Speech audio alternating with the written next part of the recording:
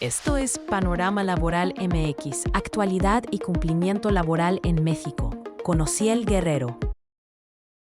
Empezaremos con las reformas, decretos que se han publicado en el Diario Oficial de la Federación, y el primero de ellos es las disposiciones de la Secretaría del Trabajo y Previsión Social que han publicado relacionadas con la implementación de la reforma conocida como Ley Silla. Estas disposiciones buscan garantizar el derecho al descanso de personas trabajadoras en bipedestación. Estas disposiciones entraron ya en vigor, es decir, ya aplican, ya obligan a tu empresa y es importante que hagas un análisis y puedas cumplir con estas. Estas disposiciones es importante señalar que, en primer lugar, lo que nos dicen es que solamente aplican para aquellos centros de trabajo que tengan actividades realizadas por personas que llevan a cabo estas actividades con más de 3 horas en posición de bipedestación. En primer lugar, en tu centro de trabajo, las actividades que desarrolla el personal no las realiza en un periodo mayor de 3 horas en bipedestación, es decir, de pie, entonces esta reforma podemos decir que no te aplica. Podrías tomar ciertas acciones en beneficio de tus empleados para proteger la salud, etcétera, pero en teoría no tendrías la obligación de cumplir con las mismas. Otro aspecto importante que considera esta reforma desde que se publicó en la Ley Federal del Trabajo es que como empleador estás obligado a actualizar tu reglamento interior de trabajo y tienes una fecha límite de diciembre del 2025. Así que es importante que primeramente realices el análisis que refiere estas disposiciones. Ya te decía, la primera determinante es: tienes trabajadores que realizan actividades de pie por más de 3 horas, entonces sí te aplica este decreto. Si te aplica, encontrarás en estas mismas disposiciones ciertas condicionantes que tienen un valor específico que debes analizar dentro de tu empresa. ¿A qué me refiero con esto? A que en conjunto con la Comisión Mixta de Seguridad e Higiene debes llevar a cabo ciertas tareas en concreto, que es analizar si los trabajadores y las actividades que realizan las pueden realizar, es decir, si hoy las realizan de pie, si las podrían llevar a cabo sentados. Muchas de las ocasiones las empresas lo que nos están diciendo es no. Hay ciertas actividades que se tienen que realizar de pie, porque son actividades que forman parte de una cadena de producción, se encuentran en líneas específicas que no permiten el desarrollo de la actividad a través de sillas con respaldo como lo prevé la ley. Entonces, si ya empiezas a responder estas preguntas, una de las siguientes es: dentro del espacio en donde se desarrolla la actividad, ¿existe la posibilidad de colocar sillas con respaldo? Igualmente, dependerá de cada centro de trabajo, de cada actividad, de si es posible o no colocar sillas dentro de ese centro, dentro de ese rango en donde se realiza la actividad. Y finalmente, en caso de que se tenga que realizar de pie, no sea posible colocar sillas en ese espacio, tú como compañía deberás realizar un análisis de si puedes entonces colocar sillas en un lugar determinado específicamente para realizar este tipo de descanso y entonces regularlo de esta manera, establecer los periodos que tus empleados podrán acudir a tomar estos descansos, cuáles son los mecanismos, la alternancia que se puede dar, si vas a usar las sillas que tienes a lo mejor actualmente en tu comedor. Solamente recuerda, es importante, lo que nos dice la ley, tienen que ser sillas con respaldo. Y entonces debes regular en tu reglamento interior de trabajo cómo vas a brindarle a tus empleados estos descansos. Recuerda la importancia de esto. A partir de ya, la Secretaría del Trabajo y Previsión Social está facultada para realizar revisiones, inspecciones sobre este caso, y solamente es hasta diciembre la obligación que tienes de adecuar tu reglamento interior de trabajo. No así para el cumplimiento. El cumplimiento es a partir de ya.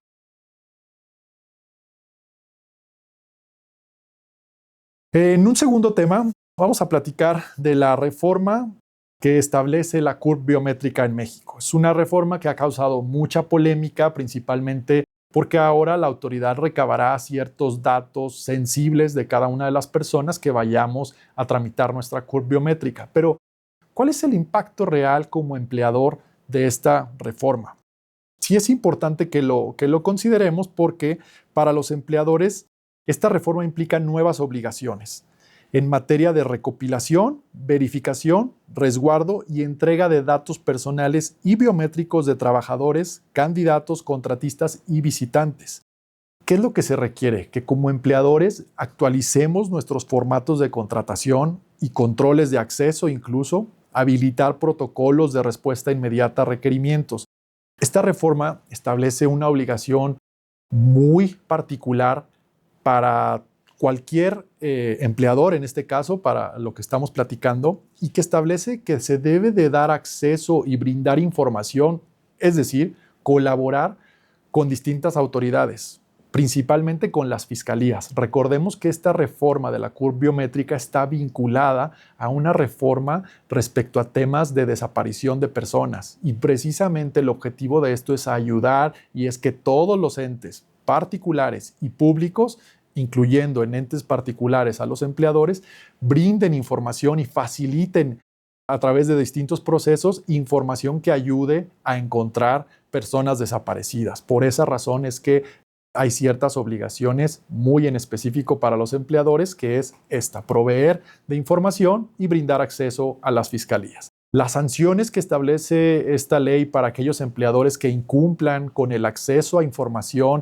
que soliciten las autoridades son sanciones grandes, son sanciones que van hasta los 2 millones de pesos por cada una de las violaciones al respecto. Por lo tanto, considero importante que verifiques cómo es los procesos que tienes de solicitud de información, tu aviso de privacidad, que establezcas ahora la posibilidad de tratar datos biométricos en tu aviso de privacidad, porque a partir de los siguientes meses veremos cada vez más común que las personas, candidatos, trabajadores, se van a identificar ya no con una credencial del INE, como actualmente se hace, sino con una CURP biométrica, con fotografía, con datos biométricos. Importante entonces llevar a cabo esta actualización.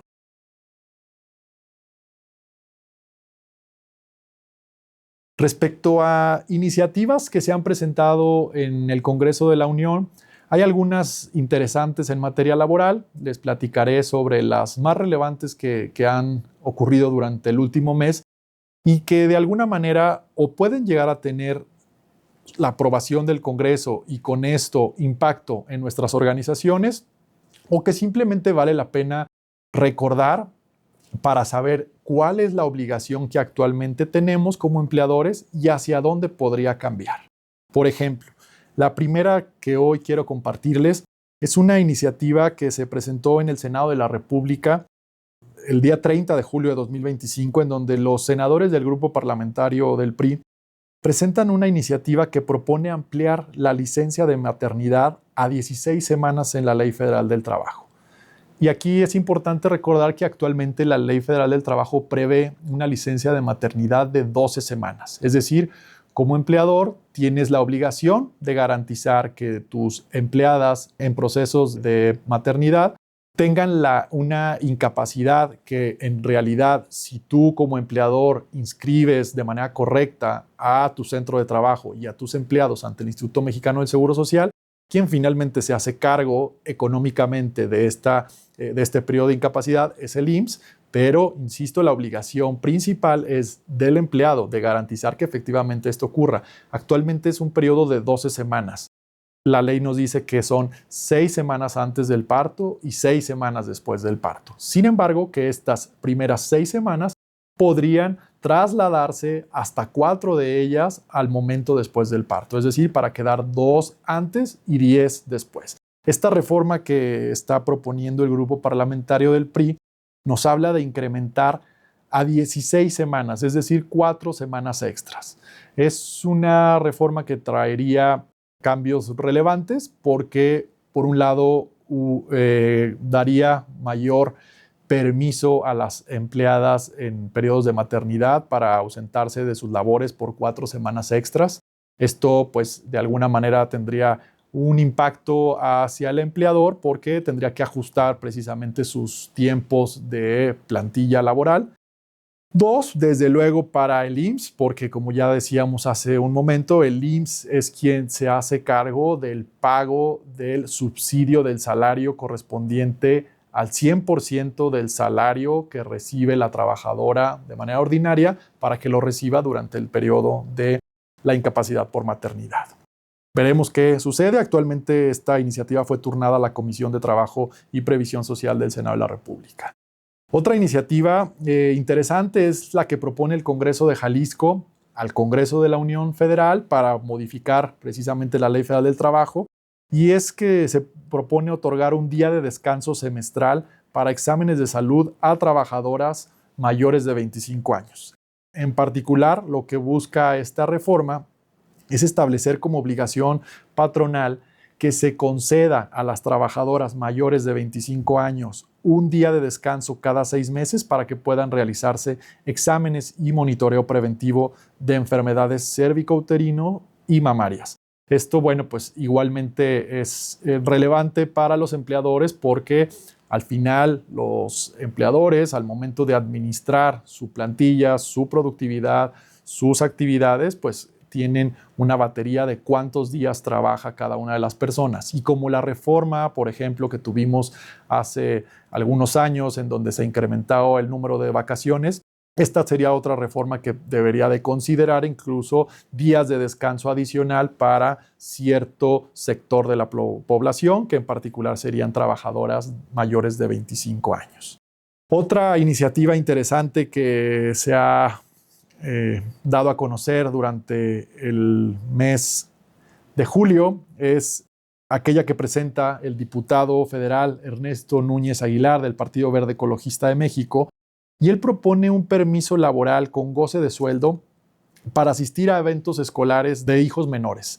Es una iniciativa, pues, controversial hasta cierto punto porque busca garantizar el derecho de las madres, los padres o tutores de los menores a asistir con goce de sueldo a eventos escolares relevantes de sus hijos menores de edad.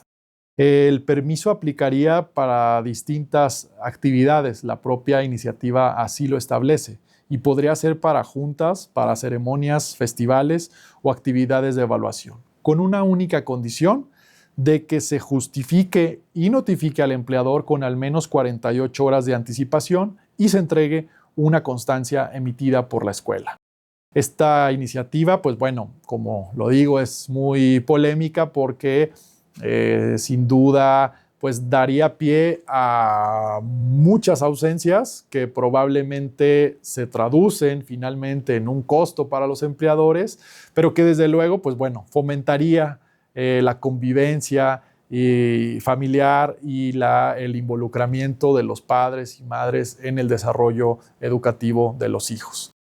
El análisis que hemos realizado sobre la posible aprobación de esta iniciativa es que difícilmente será aprobada, pero es importante que conozcamos y que sepamos lo que está discutiéndose en el Congreso de la Unión en temas laborales.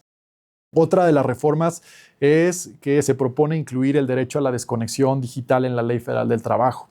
En este sentido, el diputado Miguel Ángel Sánchez Rivera de Movimiento Ciudadano presentó una iniciativa de reforma igualmente a la Ley Federal del Trabajo que plantea que las y los trabajadores puedan desconectarse totalmente de sus dispositivos tecnológicos y no ser contactados por su empleador fuera de la jornada laboral ni durante sus vacaciones. Esto salvo causas de fuerza mayor o perjuicios graves e inminentes para la empresa. Actualmente, la Ley Federal del Trabajo ya prevé el derecho a la desconexión. Sin embargo, este derecho a la desconexión se estableció únicamente para los teletrabajadores, es decir, aquellos trabajadores que están bajo un esquema en donde realizan más del 40% de sus actividades fuera del centro de trabajo y así lo acuerda con su empleador. Pactan un lugar de trabajo, que puede ser su casa o algún lugar alterno en donde las partes se pongan de acuerdo, se valide el lugar donde se desarrollarán las actividades. Y aquí la ley ya prevé este derecho a la desconexión. Sin embargo, esta reforma es mucho más amplia. Busca cuidar, proteger la desconexión de todos los trabajadores, no solamente de los teletrabajadores, sino de todos aquellos empleados que por alguna razón mantienen comunicación, contacto, que hoy en día son seguramente la gran parte de los trabajadores, la mayoría de los trabajadores mantienen contacto después de su jornada laboral con sus jefes, con sus empleadores, y esto lo que buscaría proteger es que se evite este contacto, salvo cuestiones de fuerza mayor o de peligro inminente para la empresa. Es una iniciativa que fue turnada igualmente a la Comisión de Trabajo y Previsión Social de la Cámara de Diputados y veremos qué es lo que ocurre con ella en próximas fechas. Otra de las reformas es la Ley de Ayuda Alimentaria, que busca hacer obligatoria la prestación en empresas medianas y grandes. Actualmente la prestación conocida como ayuda alimentaria o también vales de despensa, como regularmente se articula, es una prestación extralegal. Ninguna empresa está obligada a darla, sino que precisamente aquella empresa que lo da es aquella empresa que va más allá de los beneficios que establece la ley. Sin embargo, una reforma que propone el diputado Carlos Guevara del Partido Verde Ecologista buscaría que aquellas empresas con más de 50 trabajadores estén obligadas a implementar estos esquemas de ayuda alimentaria, como lo decía, pudiendo ser a través de vales de despensa, y aquellas empresas de menos de 50 trabajadores puedan hacerlo como lo hacen actualmente, es decir, de manera voluntaria. Y finalmente, otra iniciativa que me pareció interesante y quiero compartir con ustedes es la de el establecimiento como día de descanso obligatorio del jueves y el viernes de la Semana Santa. Esta es una reforma, una iniciativa que no es la única ocasión que se ha presentado, ya hay diversos legisladores que la han presentado, y esto es porque en la práctica muchos centros de trabajo otorgan a sus empleados como día de descanso, ya sea el jueves y el viernes santo o al menos uno de estos. Sin embargo, es importante recordar que la Ley Federal del Trabajo no establece ninguno de estos 2 días como un derecho al descanso obligatorio. Entonces, lo que buscaría esta reforma es ya establecerlo por ley, que tanto jueves como viernes santo sean días de descanso obligatorio. Veremos qué sucede con esta reforma. Pasando a otro tema, platicaremos sobre las tesis aisladas, criterios jurisprudenciales que se han publicado durante las últimas fechas y que igualmente considero que tienen impacto importante dentro de las organizaciones en el tema laboral. La primera es una jurisprudencia que publicó el Pleno Regional en materia penal y de trabajo de la región Centro-Norte, en donde establece que el agravante por robo en relación de trabajo incluye subcontratación u outsourcing. Explico qué es lo que quiere decir esto.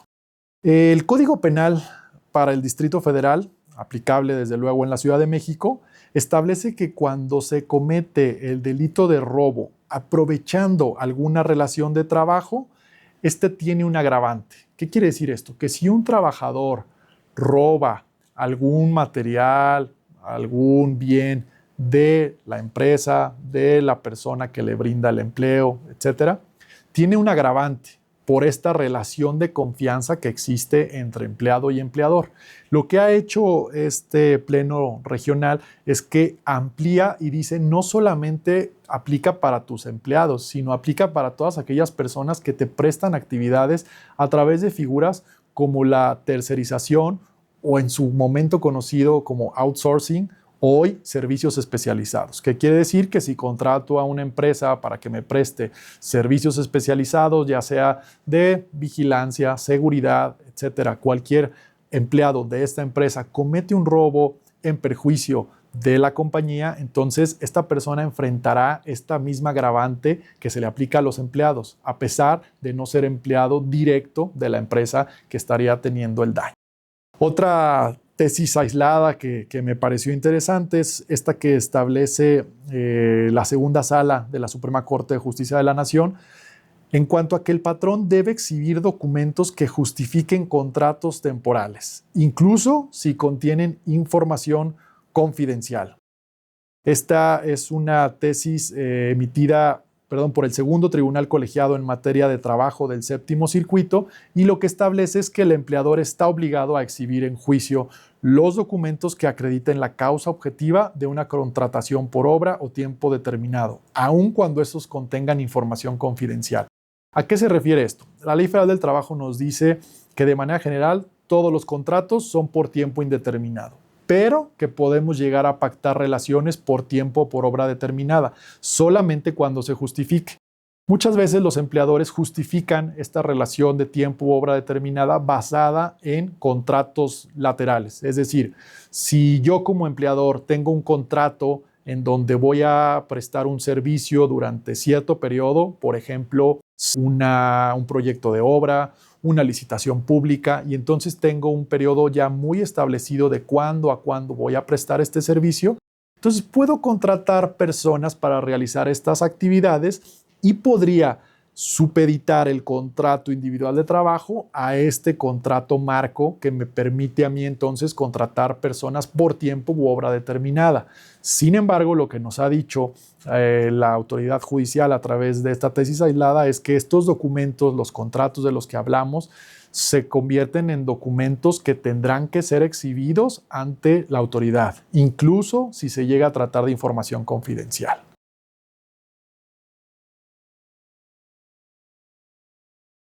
Y ya para cerrar la edición de Panorama Laboral MX, platicaré de algunas noticias laborales que han surgido durante las últimas semanas y que igualmente pueden llegar a tener cierto impacto en la organización.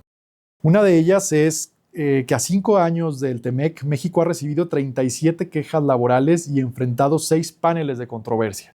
Me parece interesante este tema porque además apenas hace unos días se resolvió a través del mecanismo laboral de respuesta rápida que México ha violado derechos laborales para cierto grupo de trabajadores. En particular el caso de Atento, en donde se ha determinado a través de este panel que México ha denegado derechos en una instalación protegida. Hubo un debate intenso de si este panel tenía facultades para poder determinar si se habían violado derechos dentro de esta empresa, porque se argumentaba que esta no era una empresa que estuviera dentro de los sectores estratégicos que prevé el Tratado de Libre Comercio entre México, Estados Unidos y Canadá. Sin embargo, finalmente se resolvió por parte de este panel que sí tiene jurisdicción para resolver precisamente el panel, porque